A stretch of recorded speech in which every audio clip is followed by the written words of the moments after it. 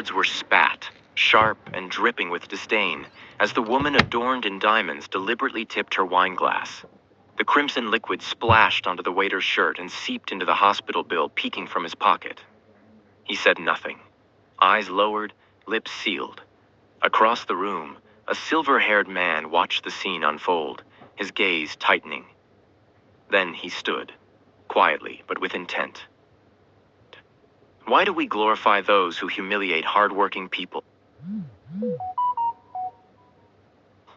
And what happens when someone finally says, enough? Michael was 23, a final-year medical student working evenings at the upscale Bistro Royal. Not out of ambition, but desperation. After endless rotations in the hospital, he'd swap his white coat for a waiter's apron, silently gliding between tables. Each shift was a necessity. Unbeknownst to most, 70% of his earnings went toward supporting his 8-year-old sister, Emma, who had been battling a rare form of leukemia ever since their parents' fatal accident 2 years ago. With 18-hour days split between medical wards and restaurant floors, Michael lived off cheap coffee, muscle memory, and sheer willpower. "Bent, you're the most promising young doctor I've seen in decades," his professor had said just last week. Michael clung to that compliment like a lifeline. That and the photo of Emma tucked in his pocket.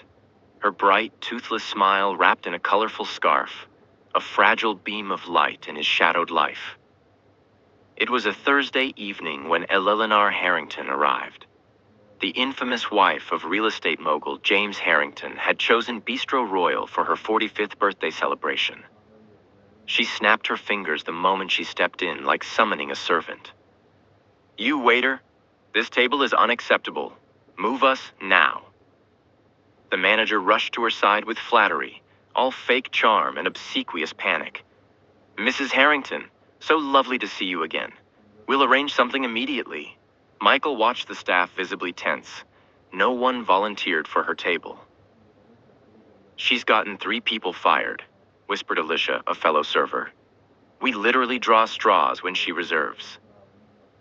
Michael, unlucky as ever, was assigned to her. For 2 agonizing hours, Mrs. Harrington found fault in everything. The water was too cold, the bread too warm, the lighting too dim, then too bright. Each complaint was delivered with surgical cruelty, laced with commentary about poor service and lower standards. The breaking point came when a drop of sauce accidentally touched her designer handbag. "Look what you've done," she shrieked, the restaurant falling silent. Michael immediately apologized, but she wasn't interested in resolution. "Sorry, sorry," she mocked, then hurled her full glass of red wine at his face. Wine streaked down his shirt and onto the hospital bill in his pocket. "My bag costs more than you'll earn in a year," she spat. "Clearly your mother never taught you proper service." Michael stood still, soaked and humiliated, eyes on the floor.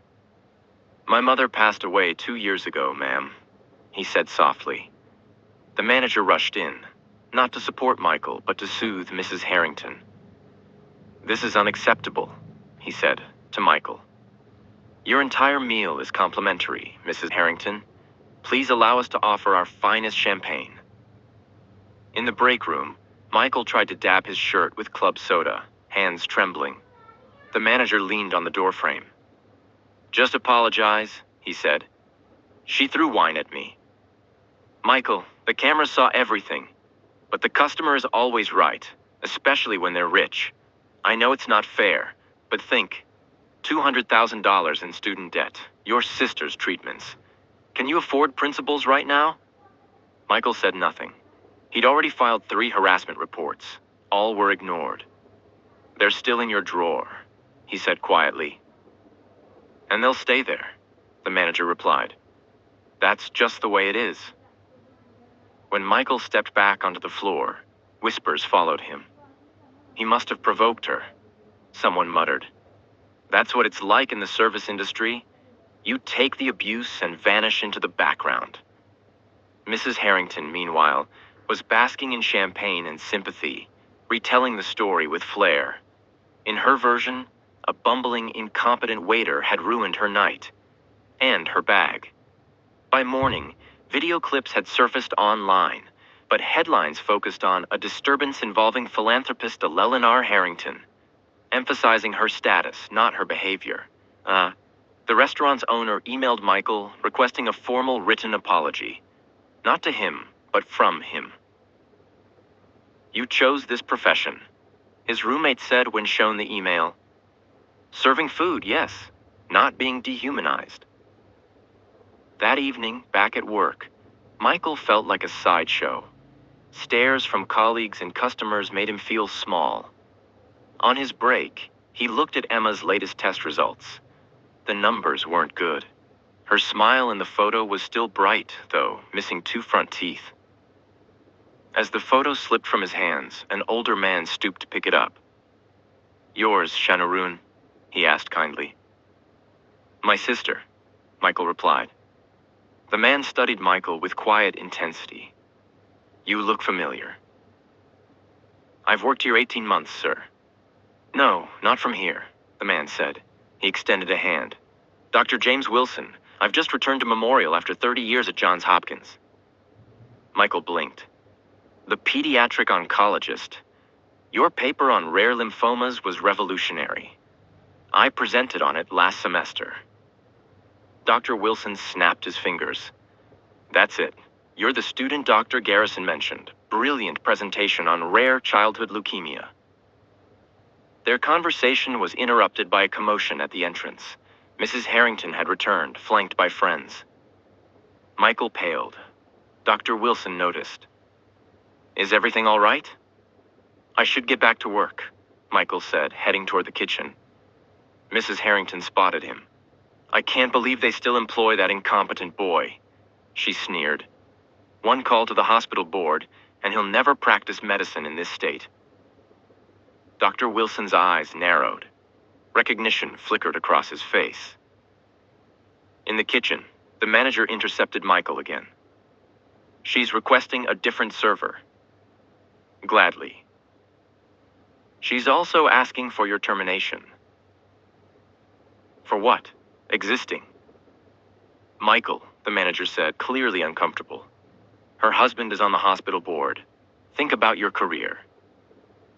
"I'm thinking about my dignity and my sister. She needs someone to look up to." "Don't be dramatic. You need this job." "What I need," Michael replied, removing his apron, "is to work somewhere that doesn't value a $5,000 handbag over basic human decency." Who bears the greatest responsibility when workers are treated like this? Employers, customers, or society? The tension in the restaurant was palpable as Michael stepped back onto the floor. It would be his final shift. Mrs. Harrington sat proudly at her table, voice raised. "Do you know who my husband is? That boy will never finish medical school once James hears about this." The manager intercepted Michael again. "She wants a public apology." "For what?" Michael asked. "Being assaulted with wine?" "For your attitude." "Please, Michael, think about your future." Mrs. Harrington saw them and called out, "You, come here." Michael approached, chin high. "Are you the manager?" she asked, pointing to the man beside him. "No, Mrs. Harrington," the older man replied. "I'm not the manager." She froze, recognition dawning. "Dr. Wilson, Tyler's doctor." "Yes," he replied gently. 15 years now. He's grown into a fine young man. Pre-med at Stanford, I believe." She nodded slowly. "You two know each other?" she asked, gesturing between them. Dr. Wilson smiled, placing a hand on Michael's shoulder. "This young man is the brilliant student I mentioned at the Children's Hospital fundraiser, the one researching rare leukemia variants." Her champagne glass halted midair. "And, what you don't know, Eleanor," Dr. Wilson said, his voice now firm, "is that Michael's sister, Emma, has the same rare leukemia that Tyler had."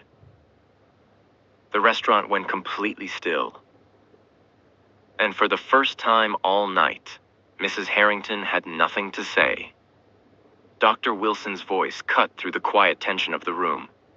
Michael has donated bone marrow 3 times to anonymous recipients in the National Registry. Tyler was recipient number 2. The color drained from Mrs. Harrington's face. The young man she had tirelessly tried to get fired, the one she belittled for being worthless, was the very person whose cells were now keeping her son alive. Michael stood stunned. "I never knew who received my donations," he said. "Medical privacy," Dr. Wilson explained. "But I recognized your name in the database during Tyler's last checkup." Mrs. Harrington set her glass down with trembling hands. "I didn't know." "How could you?" Dr. Wilson replied softly. "But perhaps that's the point.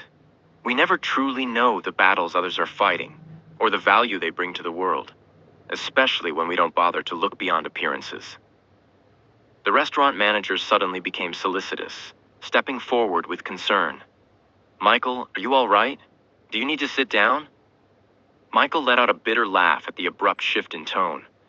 The same manager who'd turned a blind eye to Mrs. Harrington's contempt was now full of concern, only after the truth emerged. Mrs. Harrington rose to her feet, her polished composure cracking. "Tyler is studying medicine," she said, her voice faltering, "because he wants to be like the anonymous donor who saved his life." She turned toward Michael, tears streaming through her carefully applied makeup. "I'm so sorry. My behavior was inexcusable." She began removing her diamond bracelet. "Please, accept this." Michael stopped her gently. "No, Mrs. Harrington. Money doesn't fix everything." "Then what can I do?" she whispered. "Respect isn't something you buy," Michael answered. "It's something you give, freely, to everyone, regardless of their position or income." A silence followed. Then came the question, quiet but heavy. Does justice delayed still have meaning, or do we need fundamental changes in society? 6 months passed. The restaurant's walls now displayed a framed mutual respect code, a visible reminder that dignity would be afforded to both staff and patrons. Eleanor Harrington had funded a full scholarship for Emma's cancer treatment and Michael's medical education. A video of the restaurant confrontation had gone viral, igniting the Respect Service Workers movement, first citywide, then national. Workplace policies shifted. Harassment was no longer tolerated, and a tired mantra was finally retired. "The customer is always right," became mutual dignity is required. Dr. Wilson invited Michael to join his research team, where they focused on pioneering treatments for childhood leukemia, work that could one day save thousands of children like Emma.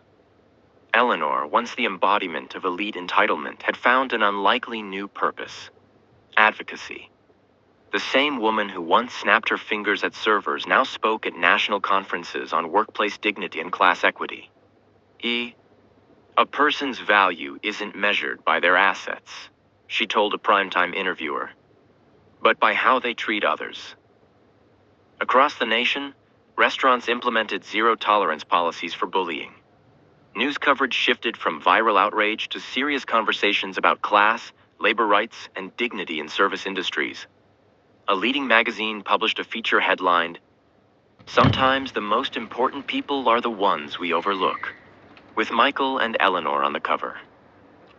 One bright spring morning, Michael stood in Emma's hospital room holding the discharge papers in his hands. After 2 long years, her cancer was finally in remission.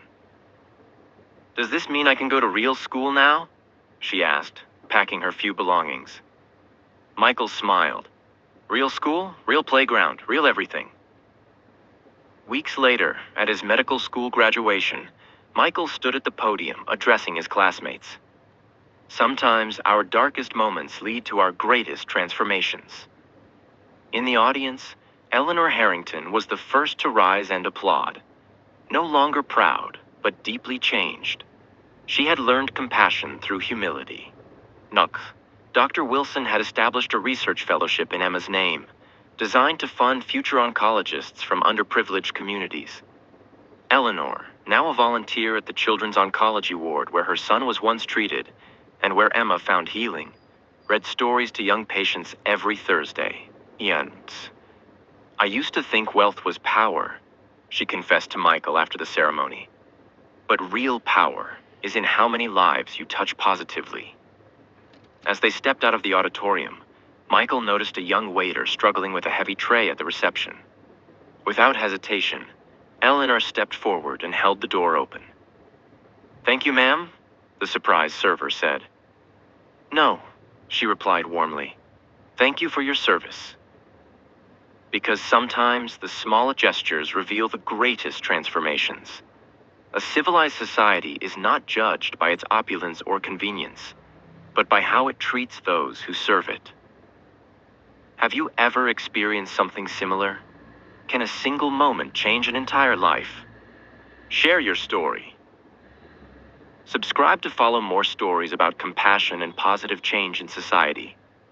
At QH Incredible Stories, we don't just tell stories. We inspire fairness. This is where good people once overlooked are restored to honor, where late apologies still have power to heal, and where you, the viewer, can witness things made right. We told their story. You gave it meaning.